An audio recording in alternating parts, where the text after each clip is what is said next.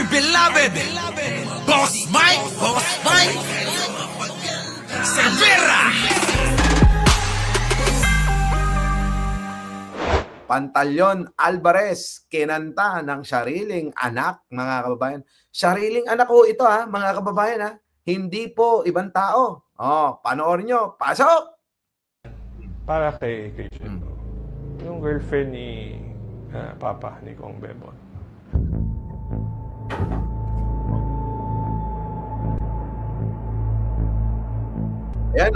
Ayan Road to my mansion. Naku, mga kababayan, part 2 na pala ito. Panoorin nyo mga kababayan Grabe ito. Kainaro. Oo. Kainaro. Mukhang magjo-join force na si Nanay Lenny tsaka si Pangulong Bongbong Marcos. Sige, tuloy. Ako po si Alfonso Alvarez. Pinakapanganay na anak na lalaki ni Congressman Bebot Alvarez at ang naging District Chief of Staff niya mula 2019 hanggang early 2024. Actually, yung Road to my mansion, medyo isang bagay na nakakahiyang aminin, di ba? Na totoo. Pero andyan na nga, no? Pinagawa niya ng mansion si Jen Maliwanag, yung girlfriend niya. Ay, Diyos ko! Sana all! Mga kababayan, iba talaga. Oo, matindi ito. Ito na. Sa botanical, no? Ang nagpagawa nun, si Kong. Naka-acquire siya ng parang 20 hectares na property dito. Panoorin nyo mga kababayan itong ibubulgar ho ng anak. Matindi ho ito. Grabe. Yan ho si Alvarez matinding laging katabi ni Digong sa entablado na nagsasalita. Mamaya bibigyan po natin ito ng reaksyon. Alam nyo mga kababayan kung etong si Pantaleon nagawa yan, tanong ko sa inyo. Tanong lang naman Digong, hindi mo ba nagawa kay Hanilet yan? Ikaw naging presidente ka. Etong si Pantaleon. Si Pantaleon mga kababayan hanggang speaker lang yan mga kababayan. Si speaker nagawa doon sa sa girlfriend daw mga kababayan. Si Digong mga kababayan naging presidente, hindi nagawa kay Hanilet. Isipin niyo maigi sige, ito na. Pasok. Tapos panoorin nyo. Ito yung mansion ni Grabe, ganda ng mansion. Malaki yan It's a 20-hectare property. And yung mansion is sitting on top of a hill. Ay, grabe ganda. Before ka umabot dun sa mansion, gikan sa gate, no? Murag na kay zigzag road, murag kang mo to Baguio City ba? Hindi kaya ng ordinaryong tao siguro kasi materialis fuertes yung mansion Lahat ng mga class A na magandang kahoy, mga materialis. Alam ko nga, malaki pa ni Jen noon na yung bintana daw parang imported pa galing sa somewhere sa Thailand pa yun. Grabe mga kababayan, ang ganda ng mansyon.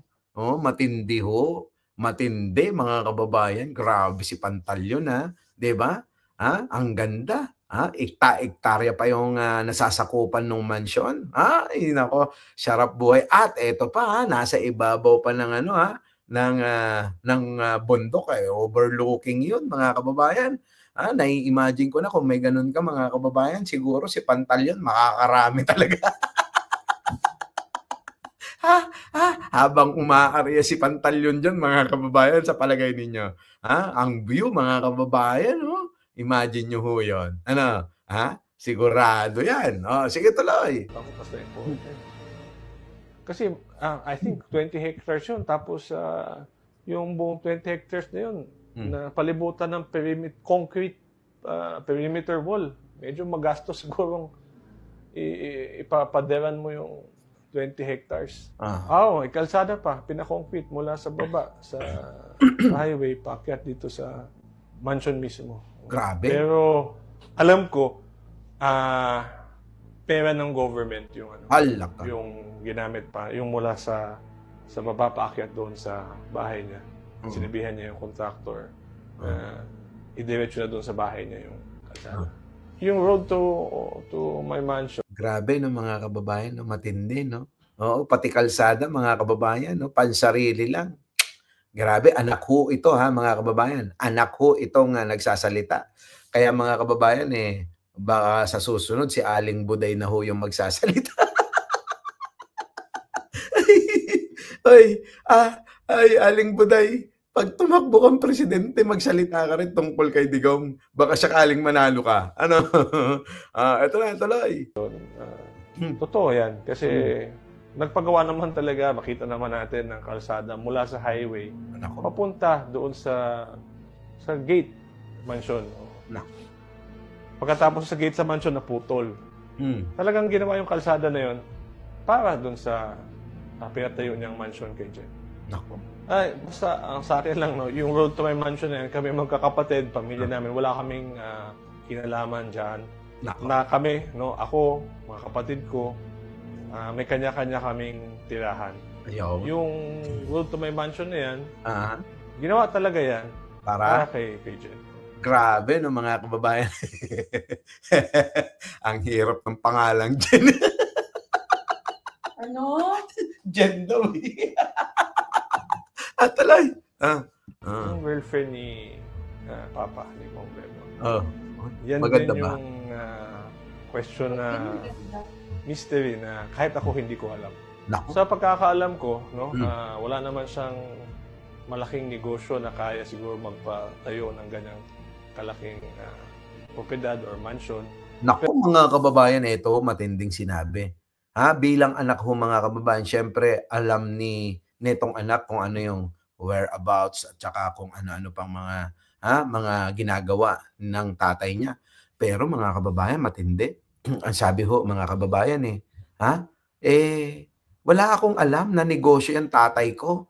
Wala rin akong alam na malaking pag-aari na pwedeng kumita yan na maipundar niya yung mga yan. Naku, grabe. O saan galing ho yan mga kababayan?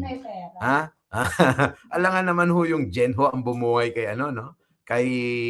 kay Alvarez, alangan ho yung babae mapera. Sa tingin po ninyo, mga kababayan, di po ba? Ay, naku mga kababayan, malabo ho yan. Ngayon, ang anak mismo, sabi, wala namang hanap buhay, walang negosyo, maliban sa pagiging congressman at naging speaker.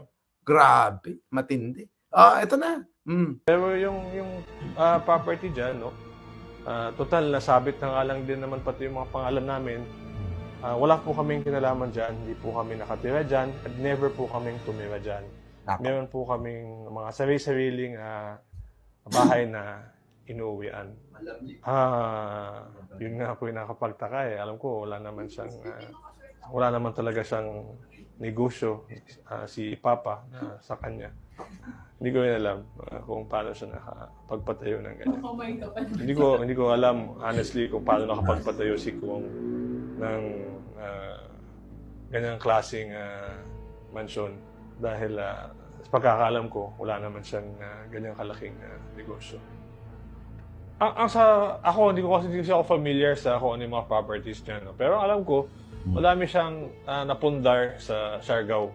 Mga beaches, iba pa nga siguro, may isla pa nga siguro. Grabe. Siyang nabili doon. No? Basta, kahit sa Siargao naman, alam ng mga tao na madami siyang na-acquire na property doon.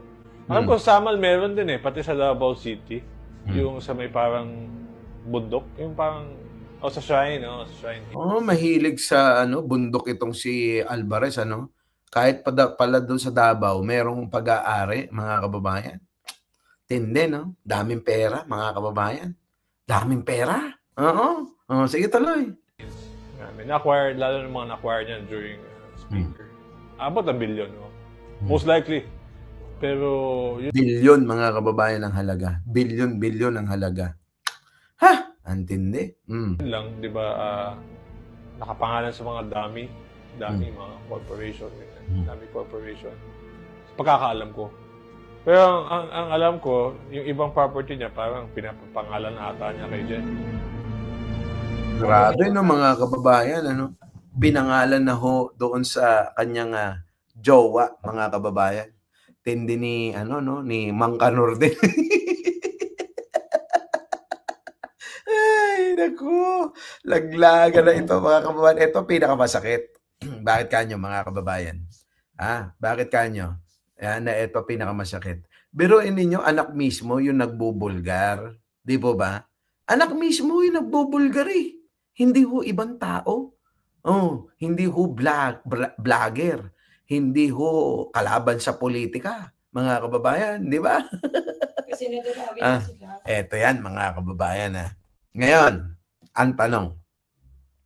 Kung eto, si Alvarez ay nagawa yan, mga kababayan, nakapag-corrupt ng ganyang kadami, ang tanong po ba, etong si Digong, hindi po nagawa yan? Naniniwala po ba kayong walang nagawang ganyan si Digong? Sige nga, pagkaisipin nyo, hindi kaya nagawa ni Digong yan, mga kababayan? Nako, hindi po ako naniniwala dyan. Magkakatropa yan eh. Sabi nga nila, kung sino yung kaibigan mo, yung ka rin. Di ba? Nako, bahala na ho kayo dyan. At least, nalaman ng taong bayan ang katotohanan dyan. Total, talunan na naman eh. Di ba? Talunan naman eh. Ngayon, hindi lang yan. Puntahan natin si Roque, mga kababayan. Di po ba naging tagapagsalita yan ng Malacanang?